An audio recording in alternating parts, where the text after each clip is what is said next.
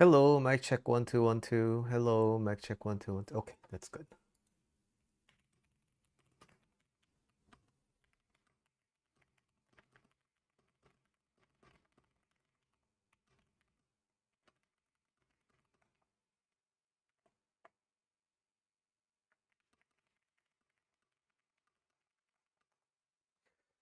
All right.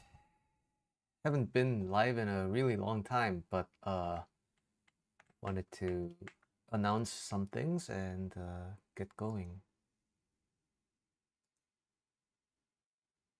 Good. Okay.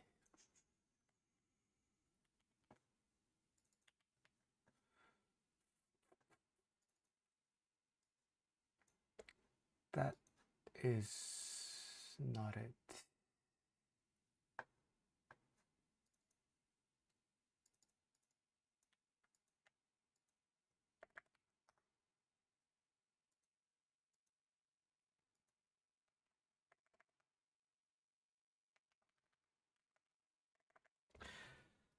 Okay.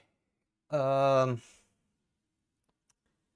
let's start with some announcements. So, starting this week, I am going to be coming on live every Wednesday morning like this, and we're gonna talk about some I'm gonna talk about one particular topic that I want to share with you guys, and then go into Reddit to kind of showcase the coaching and walk through some common problems that I see on Reddit. And this is gonna be a recurring thing, so if you're checking this video out later and you want to ask questions live and have some conversations with me, this is your opportunity to do so. It's a new thing that I'm trying out, so maybe the cadence will be more frequent than a week, but basically this format of what I'm trying to do will be a weekly thing. Okay, but since I just got started, let me just make sure things are working, and I'll get to the topic of the day. I visited Utah over the past few days, and it's been pretty good.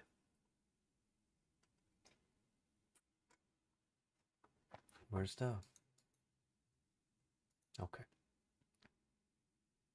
Oh, good. There we go. All right. So, for the past few days, I visited Utah, and that's why I wasn't really uploading videos. But Utah, I thought it was kind of like a separate thing from the Grand Canyons, because they're in different states. But I knew separately about the Grand Canyons, and then I knew that there's like these national parks in Utah, and I knew that Nevada was a desert. But this time, I went on a road trip. We didn't take the plane to Vegas, so throughout the drive, I really noticed for the first time I didn't really feel how interconnected these states were. And driving through Nevada, the desert, and then after Vegas, you enter Utah. We went to this town called St. George, and then from St. George, driving from Vegas to St. George is actually, I think it's really, really underrated. It's actually a lot more magnificent and great than I thought. Maybe I could show you like a map of it. But anyway, went to St. George, and then from St. George we went to this town called Page, because we were going to take a tour of the Antelope Canyon. And basically, the drive from St. George to Page is also really great, because to your left, as you're driving in that direction up north, you get to see Zion and Bryce. You get to drive past it. It's just really mind blowing. And I went through all of that when I was a kid, but I think I just didn't really know how to appreciate this kind of stuff until I got a lot older. And yeah, I'm just really becoming more and more like my dad, I guess. Uh, Actually, this doesn't really do it justice. Let me search Google Earth. Yeah, okay. So, where am I? Where's my face? Oh, there we go. Okay, and the full window. Let's go to Google Earth. Okay. Whoa. Yeah, I just want to explore. Wow, I guess there's like a paid plan for Google Earth now. Okay, that's Africa. Oh, wait, I scrolled weirdly. Okay, this has to be America, right? Okay, so driving from Los Angeles to Las Vegas first. This desert is actually really profoundly boring. There's like really nothing there. And then you pass through the Vegas, you pass through around this area, and then you start seeing the skyscrapers of Vegas. So that's pretty cool. But yeah, going from there's a city called Mesquite. Yeah, around here, going from this area is really amazing, and I think it's super underrated. Okay, so yeah, the Virgin River Gorge and the can I zoom in and yeah, okay. So you drive through here, all of these rocky canyons, and the view is just absolutely breathtaking. And you see all these layers. That's basically the same pattern that you see in Utah and Arizona. It's basically in this stretch of land inland. There's a monsoon season, and monsoon season is basically like a seasonal rain that's super heavy and spread across a really wide area. But this region is all like sand, right? It's very sandy. And the sand gets drenched over a prolonged exposure to rainwater. And then it solidifies, right? Because of the weight of the water. And then dry season comes again. Sun is scorching hot.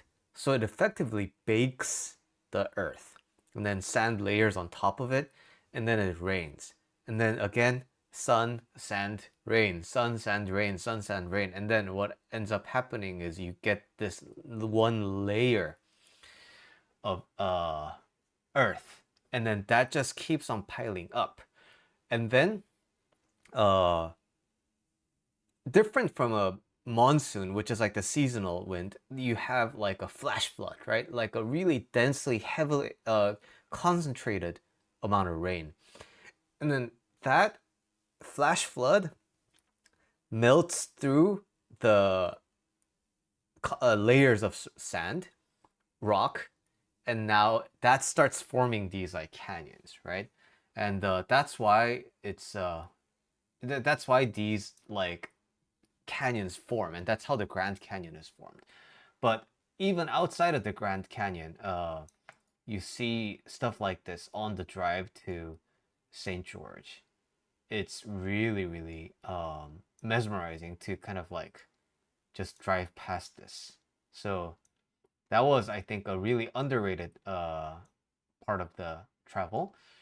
And then where's north? Oh, yeah, reset to north. Okay, there we go. And then we arrive at St. George, and then going from St. George to Page is a little bit of a downward, so southward drive. Where's Page? Oh yeah, Page is here. Okay. So going from here to here, you go in, and then you see this is Zion, and I think this is Bryce. But as you're driving down here, you get to look at all of that like magnificent view of Zion, and keep going and going and going and going, and it's just so mesmerizing. It's absolutely amazing. Driving through Kanab, and then eventually you arrive at this Bryce Canyon City, and then you eventually arrive at this city called Page, which is situated on Lake Powell. And then on Lake Powell there's this dam, and the Grand Canyon Dam overlook. This is where I went and almost peed my pants because it was so scary. So yes, you come here and then there's no barriers here, so you can literally just step up here. I went near here, but I couldn't like actually go here. But yeah, you get to see the Colorado River like this. It's so high. It's so freaky. And the dam's right here. You get to see both the, above the dam and then the down. It's absolutely amazing. Um, but again, this whole system is responsible for, the Grand Canyon as well. And the world famous Horseshoe Bend happens around here, right? We didn't get to go to the Horseshoe Bend, but this is the famous one. And then you keep following, and then you see, this entire area is the Grand Canyon. So that's how the water transverses. And in India, all of this is generated from the Himalayas.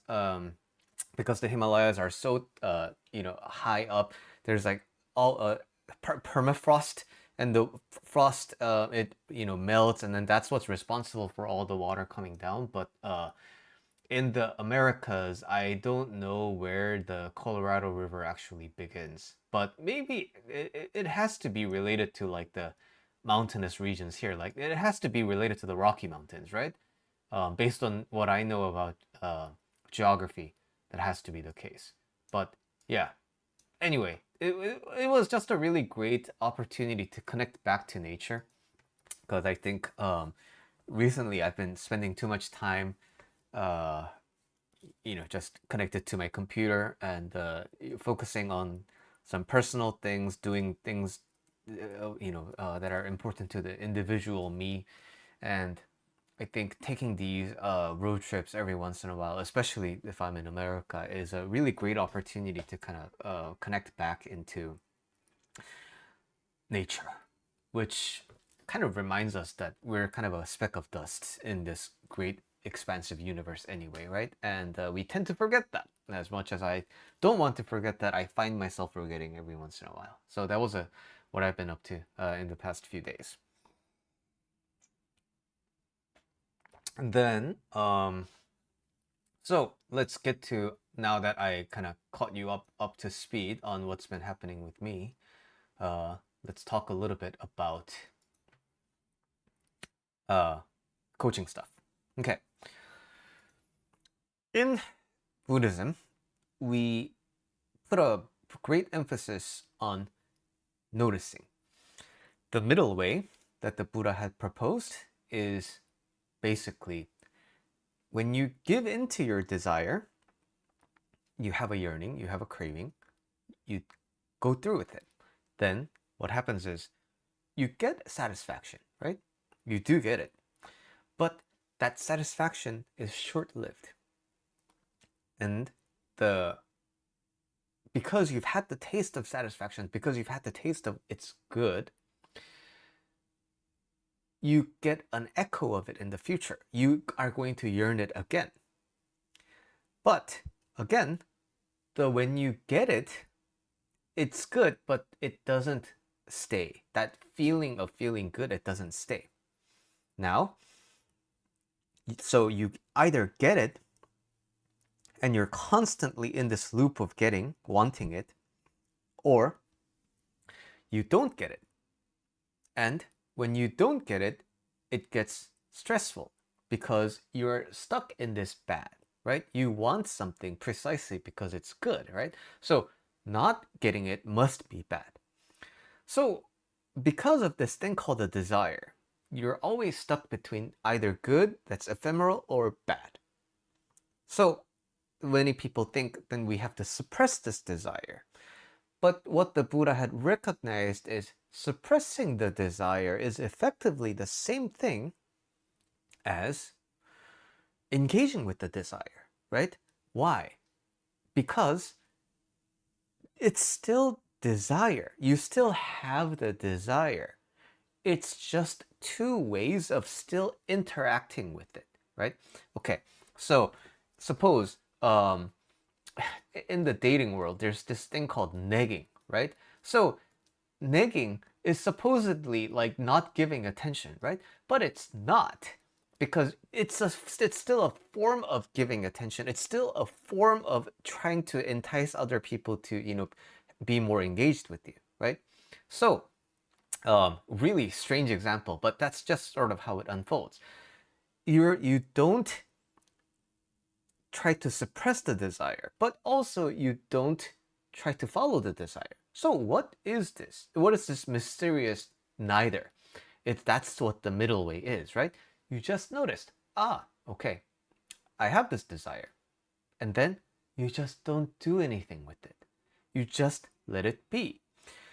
The thing is, this is so easy to do in real life, you probably don't even notice you're doing it. So, for example, um, you guys see my backdrop in my YouTube videos, right?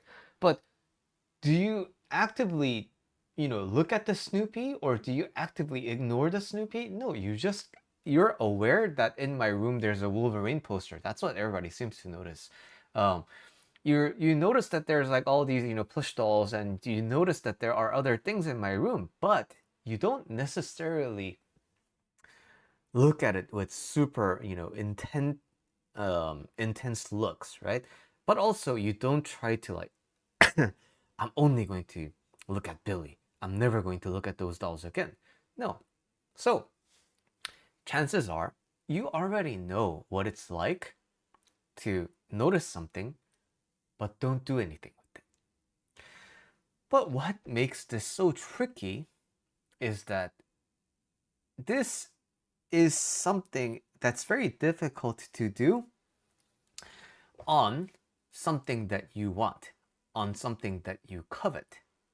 So, because this object of desire is, obviously something that you want, it is going to take the top center of your focus. It keeps on pulling attention from you. So that's what makes like noticing but not doing anything with it. It's different from intentionally like ignoring, right? You just don't engage with it at all. But again, it's difficult because it's something that you actually want, right? So noticing, it theoretically is the answer to everything. But as we are finding out, it's kind of difficult to do that. So another example of so noticing isn't just for desires, right? It's for when you are in a pickle of an emotional state. Suppose you're really angry in a professional environment and you can't lash out, you can't like but at the same time you're so angry, and the common Buddhist advice is notice the anger but don't engage with it, right? But how are you supposed to like just notice when you're already angry, right?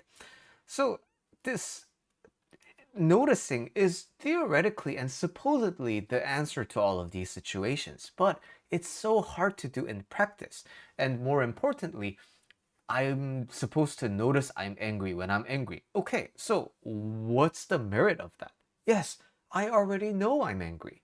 And um I still feel angry, right? So a lot of people find this kind of a Buddhist advice ridiculous because, yeah, no shit, I'm angry and that's why I feel angry. So how is it supposed to calm me down? How is it supposed to help me at all? So that's the primary topic that I wanted to talk about today, right? So what is it that we really have to notice? So there are two kind of dimensions to this. One is we can engage with an emotion while we are outside of it, or we can engage with an emotion when we are in it. The two are very, very different because when you are inside of an emotion, the emotion gets to dictate how you feel. The emotion gets to dictate what thoughts take precedence over others, right? So, for example, suppose you're in a worried state. In your worried state, what are you going to notice more? Negative thoughts or neutral thoughts or positive thoughts? You're going to unconsciously notice negative thoughts more because they take precedence inside of that worried zone. But suppose you are feeling elated, you got a pay raise or you got a promotion or whatever, you got something good happening to you. In that case, what's more likely to take precedence? What are you going to notice more inside of your head? You're going to notice more of the positive thoughts, right? You're going to notice more stimulating thoughts. That's how emotions work. So, noticing, oh my God, I'm feeling really great right now. Inside of the feeling great is very different from what? Oh, I'm feeling calm right now. And I see hints. I see hints of feeling very excited coming up. Suppose I just checked my phone and I'm waiting for the job interview and whoa, and I see an email that starts with congratulations. Okay, at that moment, in that flash of a moment, right? Right before I'm about to jump from neutral into that super happy feeling state, there's a glimpse of a window that I can catch myself in. Like, whoa. As soon as I saw the word congratulations, I'm about to enter into a new emotional zone. Okay. So that level of awareness is very different from, oh my God, oh my God, oh my God, oh my God, oh my God, oh my God, oh my God, I'm so excited right now. Oh my God, I'm so excited, right? And most of the times when we catch ourselves in, oh my God, stimulated, it's typically too late to access the calm zone. So what needs to happen is intentional calming down, right? But when you're new to mindfulness, when you don't know how to work with yourself, when you don't know how to work with your emotions, how can you do that? It's going to be very difficult. So that's why it's a bit of a timing thing. That's why you work on meditation. That's why you work on the Buddhist practices for a daily prolonged amount of time. It's like building muscle. But what are you building? You're getting yourself used to being in that calm state. And the more you get used to being in that calm state, what you're going to notice is, oh, I'm feeling really calm right now, and I see hints of some emotions coming up. When you meditate at the same time every day for a prolonged amount of time, depending on what happens, what life events happen in your life, you get to notice them from the same vantage point, right? We don't observe our lives from the same vantage point. We always look at things as we are in them. But daily practices like meditation and mindfulness cultivate a fixed view of looking at life events. And because of that, it helps you access the start of emotions. And when you access the start of emotions, it becomes so much easier to have a controlled and more of an intentional relationship that you would like to have with the emotions, right? Okay, so that is one aspect of it. But in terms of noticing, what's the second aspect? What is it that we have to really notice? Because as I said, I'm sure you will also agree that, hey, I'm angry right now and I want to punch you in the face. And yeah, I'm aware of that. How does that really help? What is a state that you are in that is quite dangerous? It's something that you can find in commonly, and the answer that I'm trying to go for right now is being drunk and behind the wheel. So driving under the influence is, needless to say, very, very dangerous thing to do, right? But Why do people get behind the wheel when they are drunk? They know it's a bad thing to do. They know it's a dangerous thing to do. If anybody else was doing it, they would, criticize them. But why do people get behind the wheel when they are drunk? This is a very, like, it's so easy to criticize other people who do it, but when you are the one doing it, and you may have never done it in your life, but what makes it possible?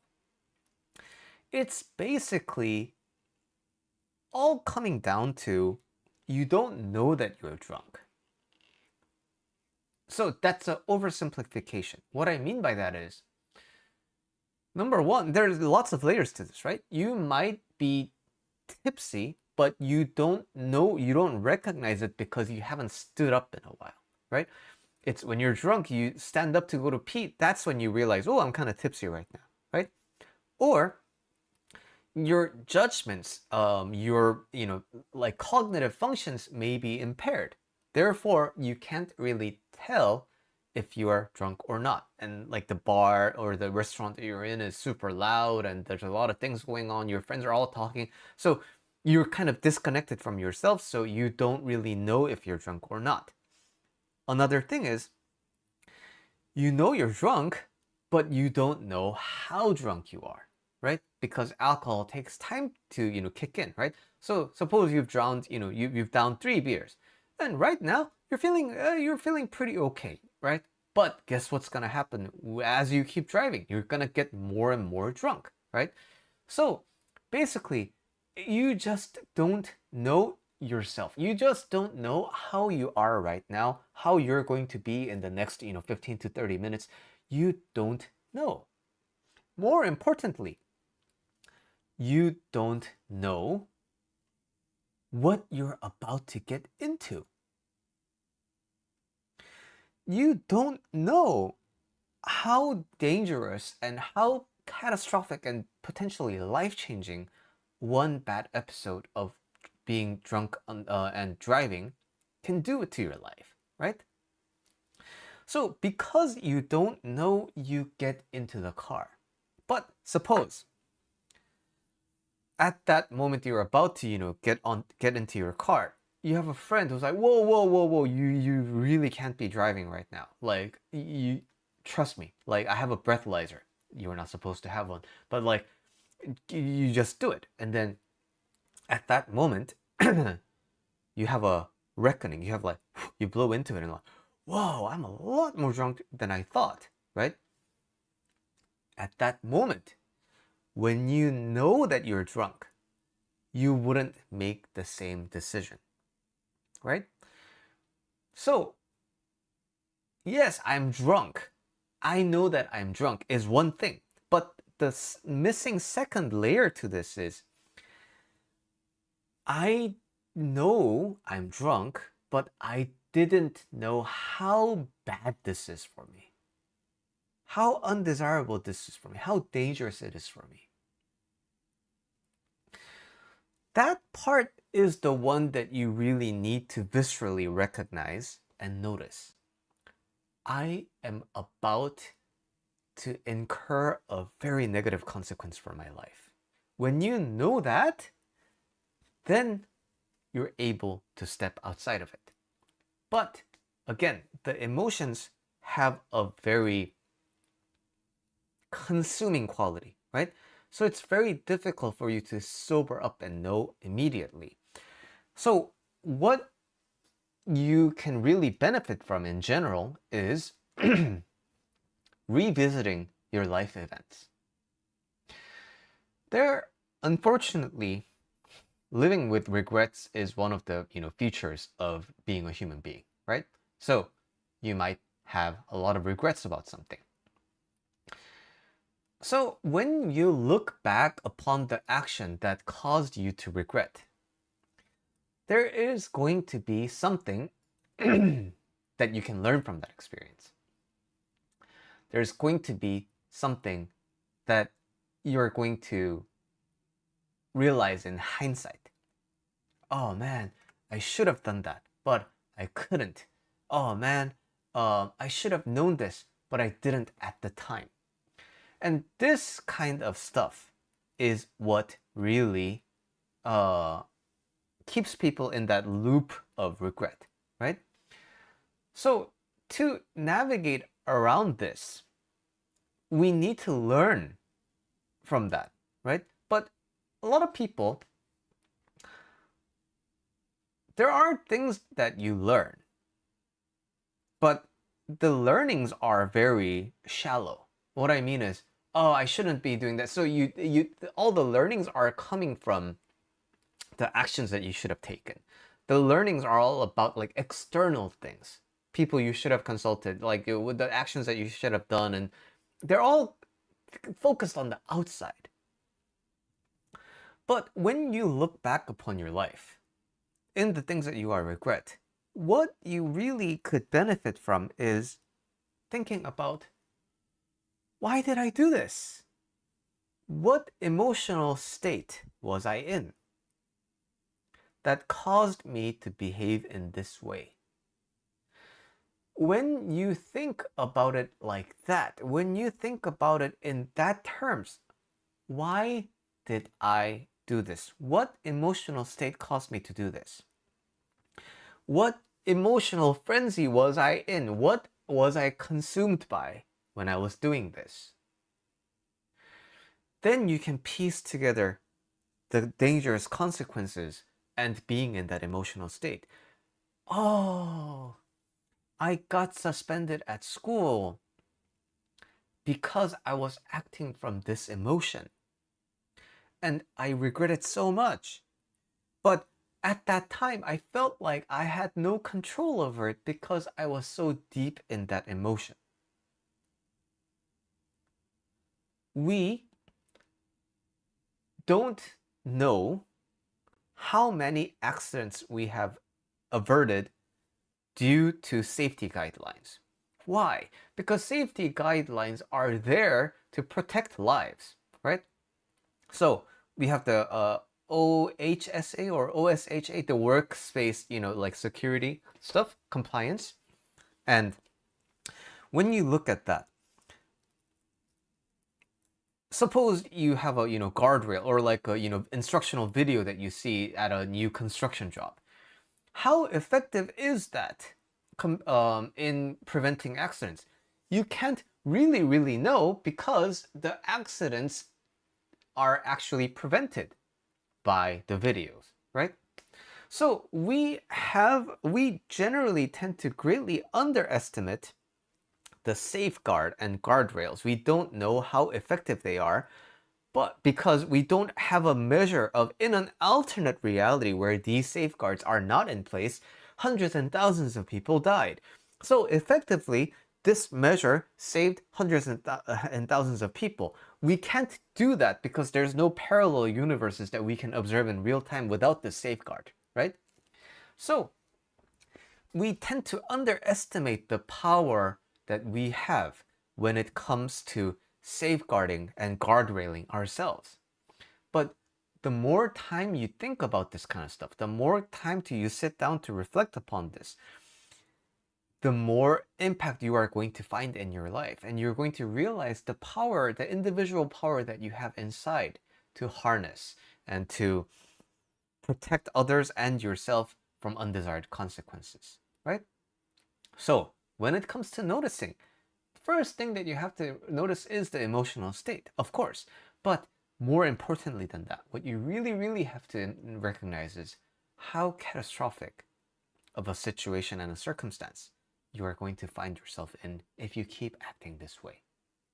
So that is what really needs to be noticed in mindfulness. And in order to do that, you need a solid grounding. And in order to have a solid grounding, you need to know who you are and you need to know how you feel in general. You need to understand yourself in a deep way. And those are things that you can work on with the coach like me in a one-to-one relationship that you cultivate over time, or something that you can get started with today called the practice kit. That's what I, had in mind as I designed this product. So, practice kit is a series of exercises that you can do in your day to day to get an understanding of yourself. So, like, yes, can I encourage you to meditate? Of course. But what are you going to do in meditation? I have basically extracted that part that you can do in a conscious exercise. So, those are the activities that are included in the writing exercises, the listening exercises, and the activity exercises that you can do in the practice kit. So, if you are watching this live or on another, video on demand, check out the links in the description and check out the link in the comment to see what the practice guide can look like for you. Okay, so that was the teaching that I wanted to impart upon you today. Now, let's look at some online discourses and see what's happening in the world.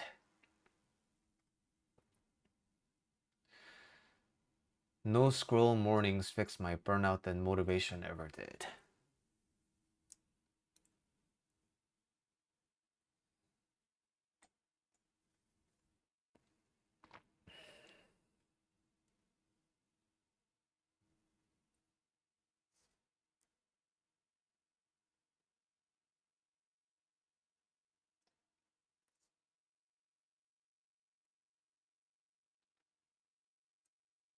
Yeah, I think the scrolling is kind of this is something that I talked about earlier in the stream, right? But when you get too involved in the world, when you get too involved inside of your head and forget to disconnect from your head, I think it has a spiraling effect, right? So the reason why my Utah trip felt so good to me, I think, was largely because I have been spending a lot of time, thinking about like things that are inside of my head. So no scroll mornings is kind of like your version of disconnecting from that, and I think that can be very, very beneficial. But I think this is a bit of a you can definitely benefit from burnout states by disconnecting to things, but I think it's a little bit different because burnout is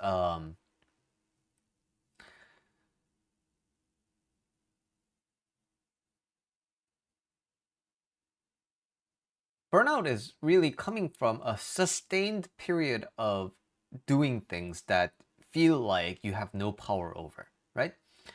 And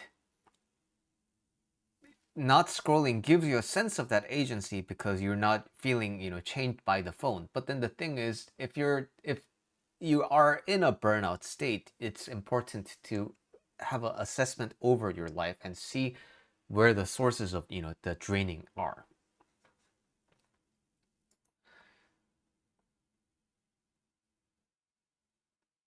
Oh, this is a very common one. I think I became addicted to planning my future self instead of becoming them. Hmm. Let me read through this.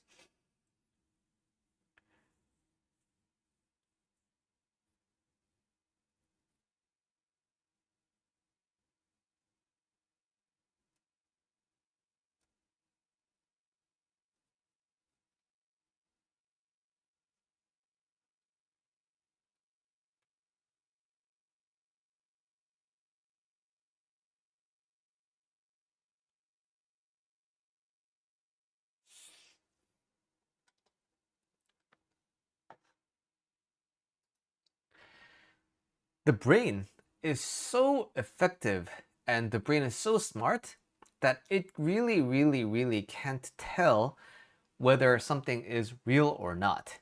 So that's an oversimplification. But what I'm saying is actually going through something and getting the feeling that are associated with it are remarkably similar to imagining it. That's why image training works well for athletes, right?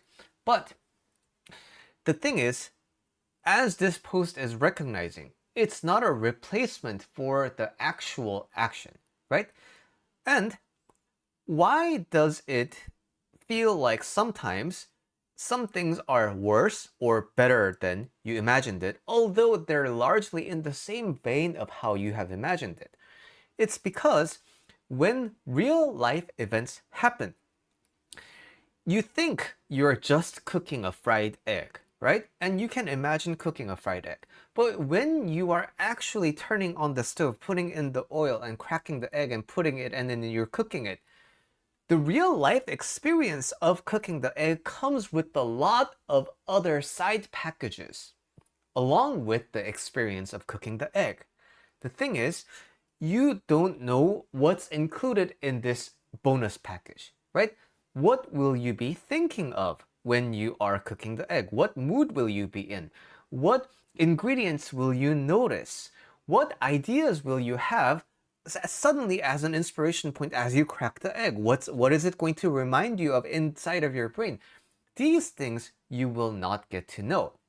So what's happening here is you are preferring the imagined version of what you want over the real life experience because you have a bias against the real life experience because you're predicting it will be a certain way, right? So, for example, like walking for 10 minutes, studying for 20 minutes, sleeping before I completely destroy tomorrow. These are all things that it feels good to imagine. But why is it so difficult to do in real life? Well, it's going to be hard because when you're sitting on the sofa to walk and, wake up and walk. Yes, I understand. But we normally have a bias against them thinking it's going to be boring, it's just going to be blah, blah, blah, which are mostly accurate. But again, walking, you don't know what you're going to see during that walk. You don't know what flash of an inspiration you're going to have during that walk. Studying for 20 minutes, yes, it's really boring, but you don't know what study material you're going to encounter in the 20 minutes. You don't know what new ideas are going to form in the future because of the studying for 20 minutes. So the more you train an eye and train your perspective to notice these things that can come as an accompaniment to the matter at hand, the more you can recognize and realize real life experiences can be really great. And that, I think, is a great way to think about transitioning from planning into doing.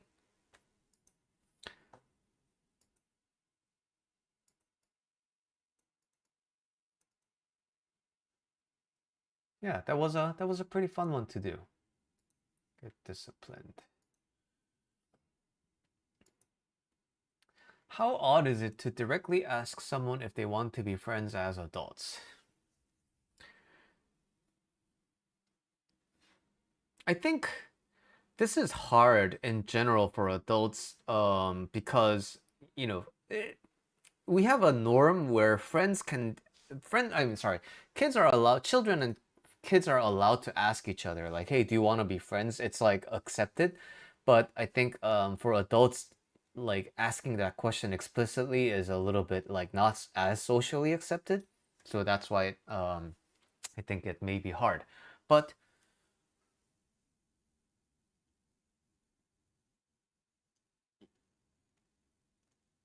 in the end, I think, socially wise, like social norm wise, I think people might have people might construe it as a little bit odd.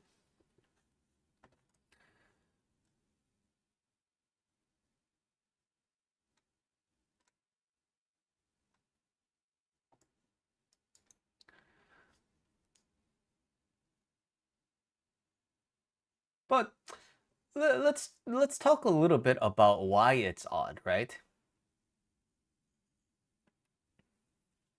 When you're a kid, okay, let's talk about this. Why is it odd to directly ask someone if they want to be friends as adults?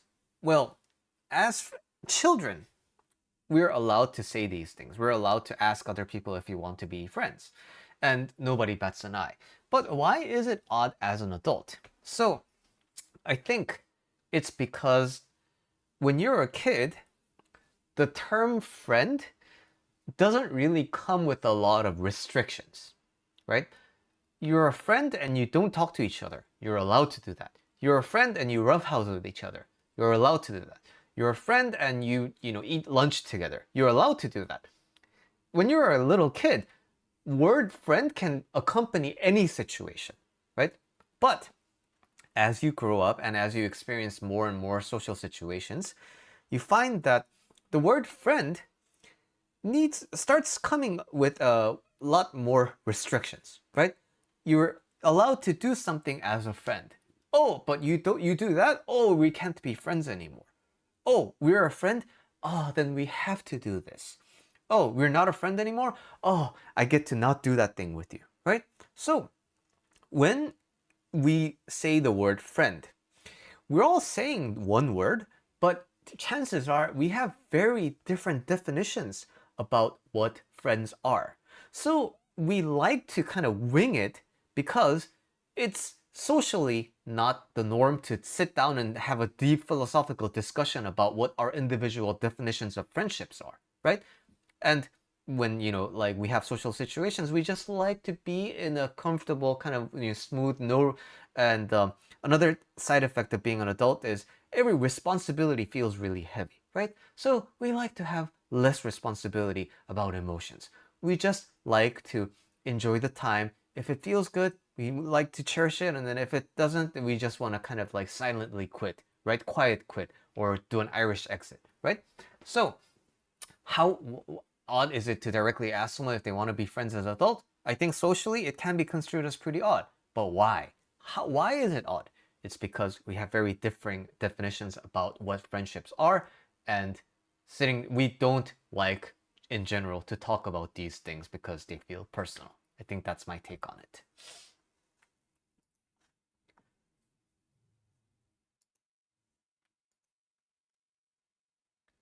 Haven't touched heroin in months.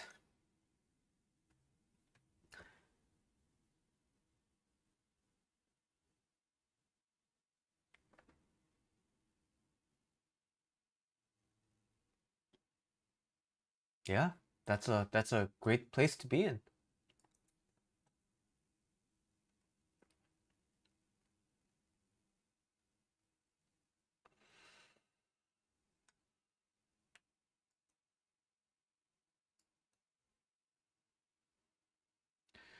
Trick that made boring habits stick for me. Failed at habits for years.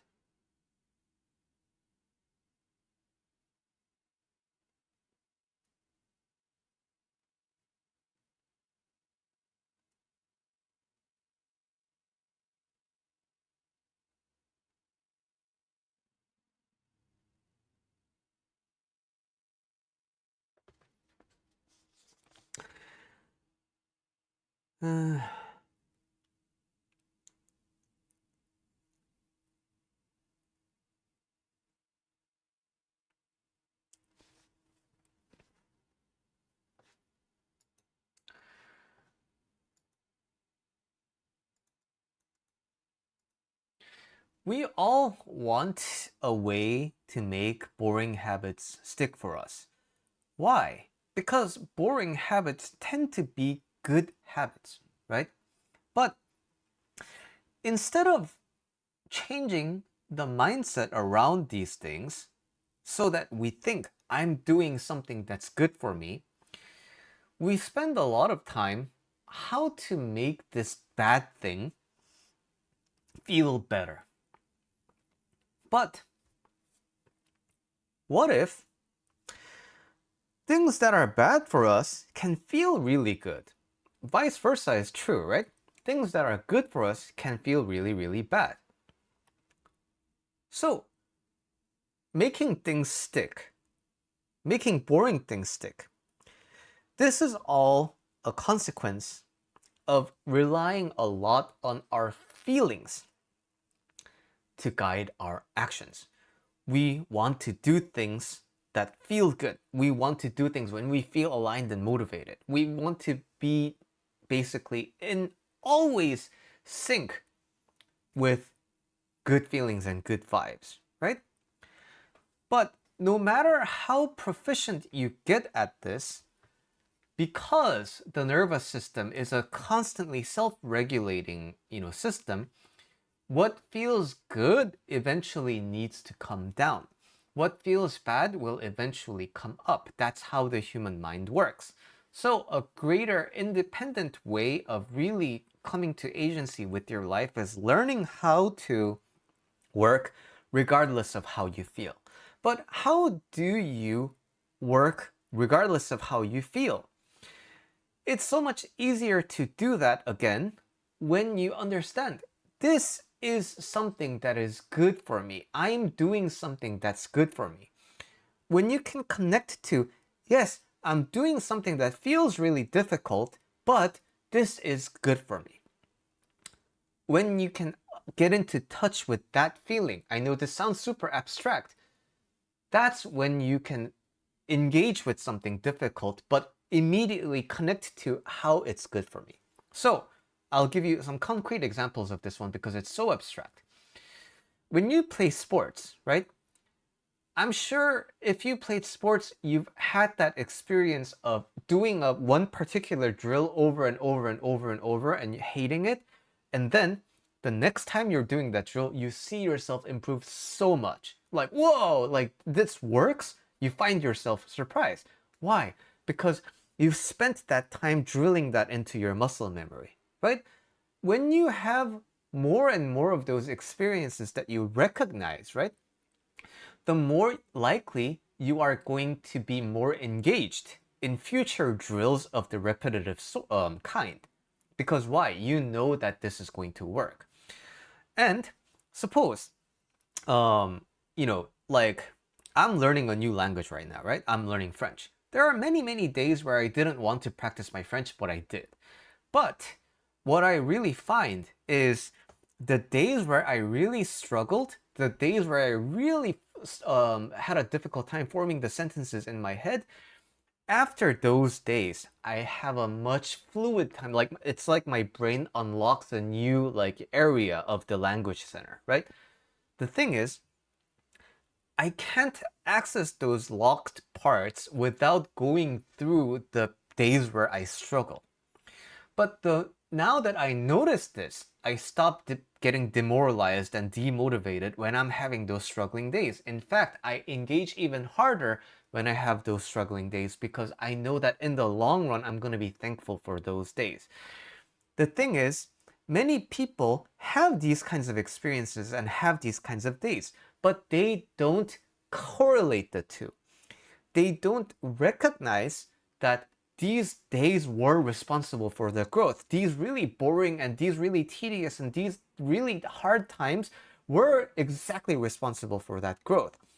The thing is, the nice thing is, you don't need to practice this into the future as if you don't know anything right now.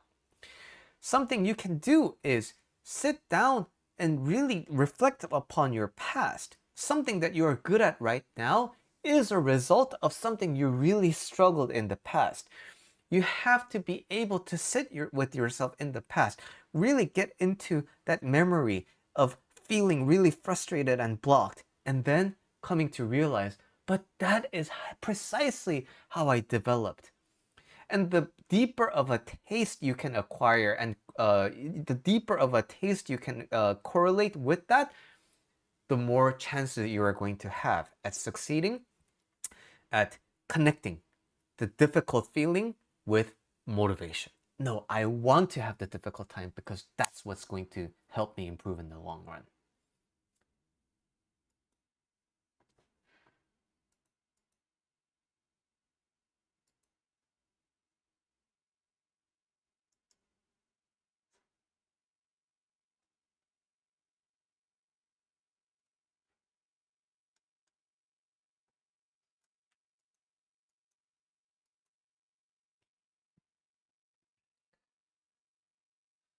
How do I get back lost years?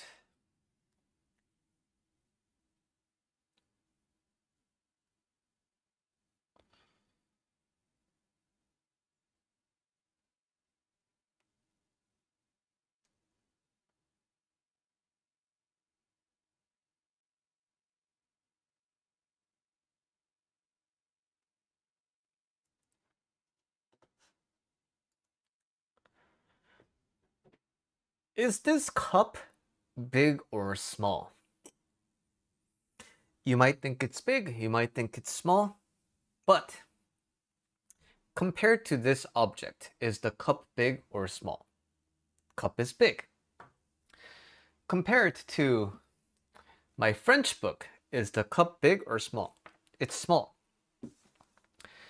When you look at the cup by itself, is it big or small? You can't tell. Why? Because there is no reference object. But again, you might say this cup is big or small. Why? Because you have an internal reference frame. You have an idea of how big cups should be of a certain size, and compared to that, this cup might be big or small. But if you look outside of that reference point and you just look at the cup without comparing to anything, there is no big and small because context is ascribed, right? Qualities are ascribed by context. How do I get back lost years? Lost. Lost is a quality. Quality is ascribed by context. Years are lost because I'm looking at it from a certain perspective. So, how do I get back lost years? What is the context I need to view my life with so that I don't see it as a loss? That's the question at hand. As we talked about in this particular stream, if you don't learn from your past, then it's a waste. But the thing is, because you remember all of it, there is always a possibility of learning it. I'm not saying you are going to learn everything from memory because you have photographic memory. You remember all the, like material you have learned. You're going to access all parts of your brain. That's not what I'm talking about. What I'm talking about is how you have felt. The human that you were, the human experiences that you have had, and how they have led you to take certain actions, and what those actions led you to do. These are all remembered inside.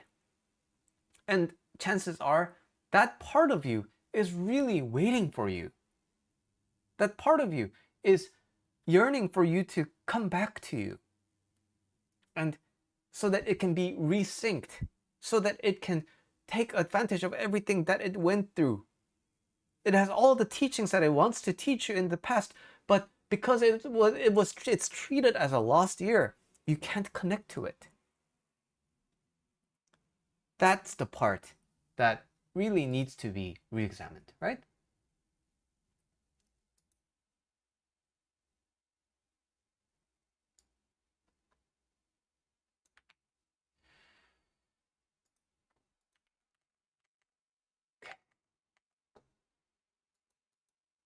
Probably the last one of today. I'm beginning to question if I've ever truly been in love, if I know what love means and what it means to be a man worthy of love.